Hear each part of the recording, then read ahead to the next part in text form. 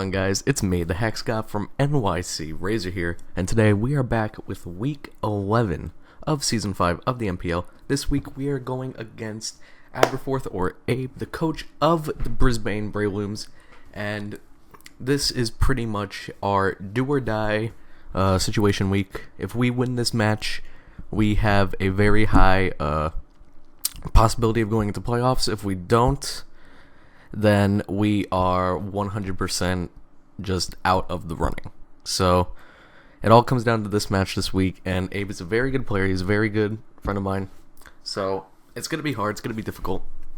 But I think I do have a couple things I can catch him off guard with, or that can just in general do a lot to his team. And this is one of the things right here. 3J, the Hydreigon Choice Specs with Draco Meteor, Dark Blast, Dark Pulse, Fire Blast, Flash Cannon, sorry. But Choice Specs Hydreigon, basically just with Dark Pulse, can pretty much run through his entire team. Because like nothing on his team can really take nothing on his team can take more than 2 Specs Dark Pulses, as I recall. So pretty much it either dies to 1 or dies to 2. And that's really good. Like, and if I can take out big threats, or walls, just like Reuniclus or Empoleon or Victini, with the Hydreigon, then that's also just fantastic for me in this match. Then I have Corn, the Steelix, especially defensive, Stealth Rock, Heavy Slam, Earthquake, and Toxic. And this was pretty much made kind of to go against Staraptor or Reuniclus, or kind of slow down things like Reuniclus if he isn't Magikarp, which he probably would be, in all honesty. It's able to just come in on one hit from Diancie and kill it with a Heavy Slam, because of the sturdy. But it's not really it's not the best thing that I can bring, but it does stop a decent amount of his mons, so it's pretty useful. Then we just have the Azumarill, Choice Banded, Waterfall, Aquajet, Play Rough, and Superpower. This thing does a crap ton to his team. The only things that really wall it are Empoleon and Chestnut, but I do have enough speed on this Azumarill to outspeed base speed Empoleon and base speed Chestnut, because base speed Chestnut is 164, I'm running up to 165, so I'm trying to make them not much of a problem as they really are. Then we have Parker Diente, Sacred Fire, Extreme Speed, Stone Edge, and Natural Gift Grass with the Lychee Berry. And the reason I have this is because of 1, Empoleon, and 2, Mega Diancie. If I can catch Mega Diancie on a switch with Natural Gift Lychee Berry, it's going to do a lot. Most likely kill. And if he's not running enough speed to outspeed the Entei, which he probably most likely is, or maybe he's just running a little bit of bulk to try to list some attacks. Because I remember last time we played, he wasn't running max speed, and Entei was able to outspeed and kill Mega Diancie with the Lychee Berry. So maybe if he tries the same strategy again, the same thing could possibly happen. If not, this is just very good for taking on Empoleon. Then we have End of an Era, the Mega Latias, and this is a weird set, but it's actually not that bad. It pretty much only gets walled by Empoleon and Chestnut. Maybe pretty much just Empoleon, Chestnut, kind of Zygarde, I guess. But Hone Claws, Roost, Shadow Claw, and Waterfall. So Shadow Claw, basically, if I get to +2, I can OHKO I can 2-hit the Reuniclus guaranteed at +2 with Hone Claws. And Waterfall is just pretty good for things like Victini or just other stuff in his hand. I'm mostly going to be using Shadow Claw. Waterfall, not that much. But I could get Waterfall flinches. And then we have Mess with the Bold Tracheon, Choice Scarf, Close Combat, Aerial Ace, Forward to Chestnut, Earthquake, and Stone Age. Pretty much just a standard Scarf set. Adamant because I can just outspeed everything else on this team without being jolly. And so with that wraps up the team review. I will see you guys when we get into the battle. Hey guys, what's going on? We're back here with the battle. As I said before, today we are playing Week 11 of Season 5 of the NPL against Aberforth or Abe, the coach of the Brisbane Brelooms. And this is our do or die match. If we win this, we have a high possibility of making it into the playoffs. If we don't, then we're out of the running guaranteed. So, all of it just lies on this match, and Abe is a very good battler, so it's really hard to be able to say who would win this match, honestly, but he is really good, and I was very scared of this. So here we start off with Azumarill versus Mega Diancie, and as you can see here, he stayed in on the Choice Banded Azumarill, and this was, I guess,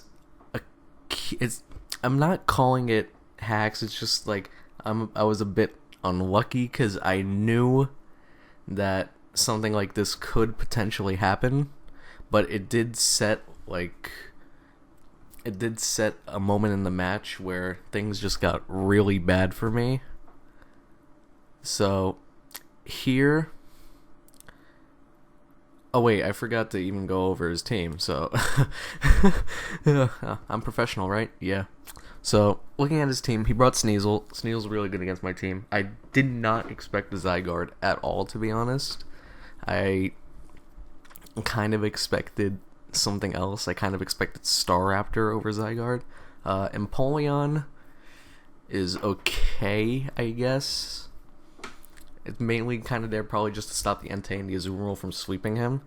Mega Diancie, obviously, and Victini, I obviously thought were 100% coming. And Reuniclus also, I thought 100% coming.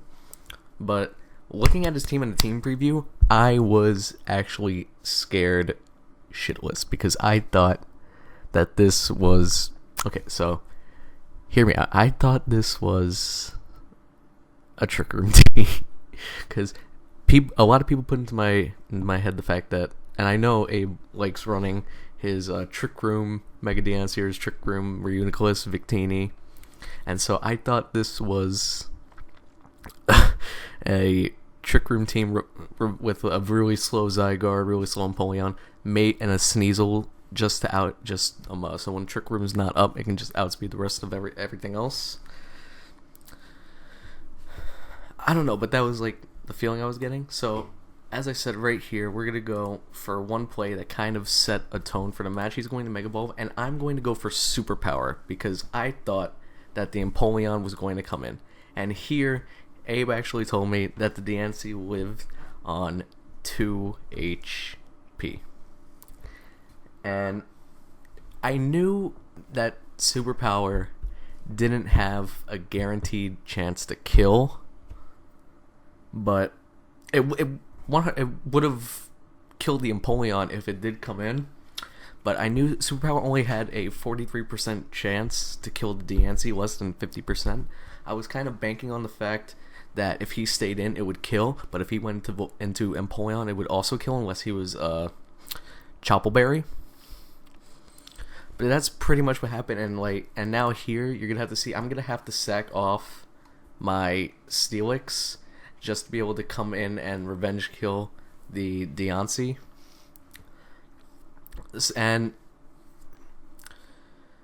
that was just very bad for me in general, because you're going to see later on. But here, he did just lead the Diancie to die to an Aqua Jet, and he is just going to go into the Empoleon.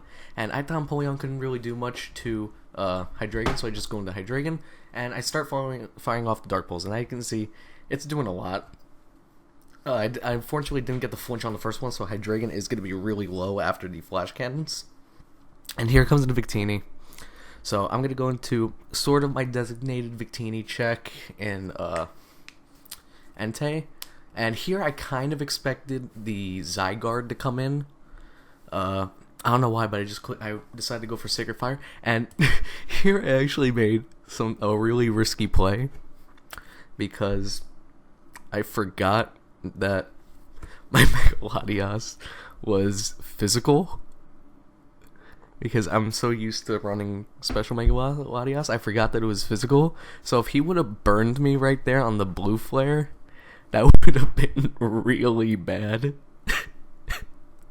Luckily, he did not get the blue flare burn. So here, I'm just going to go straight for a Shadow Claw just to see if I can get a crit or see how much damage it does. And he actually has T-Wave. And as you can see, this is kind of going to mess me up a little bit because it does allow him to get a lot of free damage off on the Megalodios, pretty much making it just father at this point. So here on the Sneasel, I'm going to go into Terrakion. And this is another play that I made in my mistake that pretty much set the match in Abe's favor.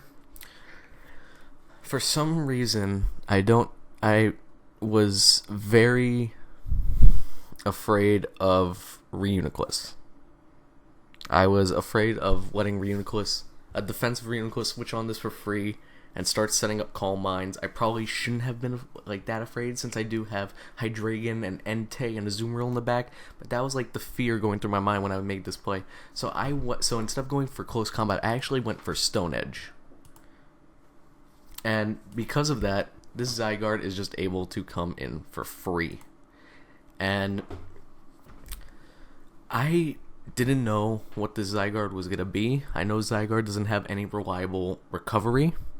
And I figured that it was going to set up Dragon Dances. But if I switched into anything, it would get outsped and just die.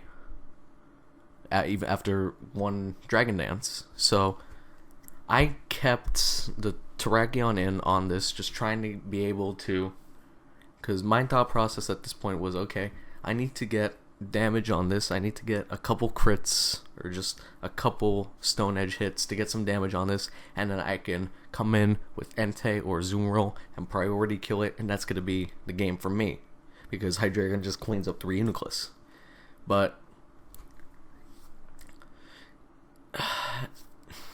I don't get any crits, but it does do a bit of damage. Thing is, close combat would have done around 50%.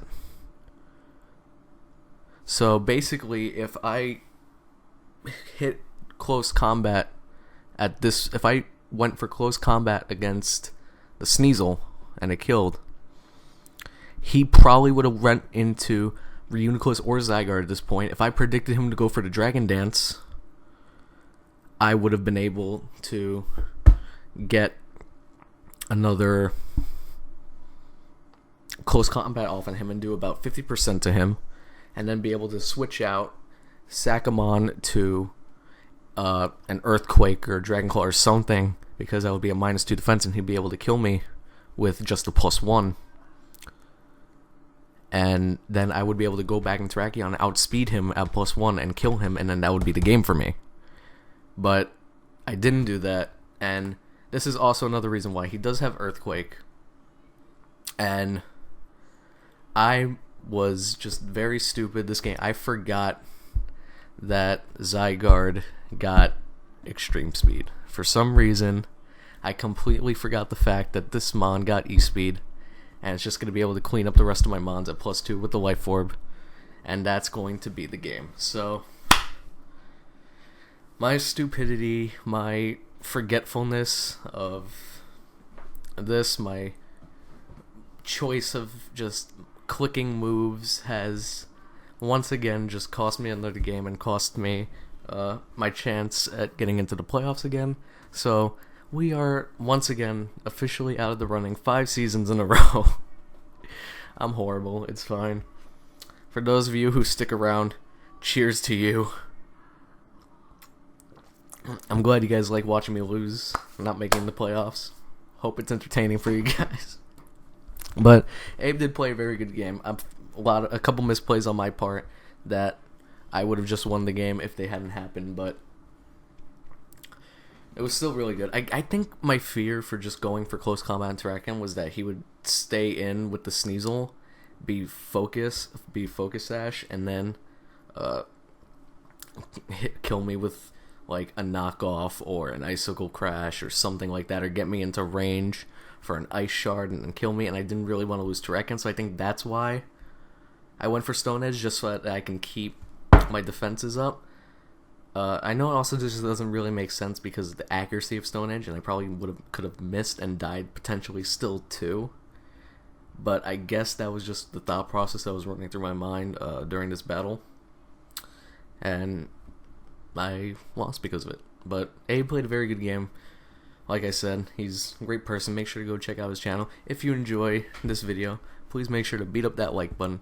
Leave a comment in the comment section below, and subscribe to this channel if you want to see some more New York Metangs NPL content. Not in the playoffs though, just in the regular season, like always.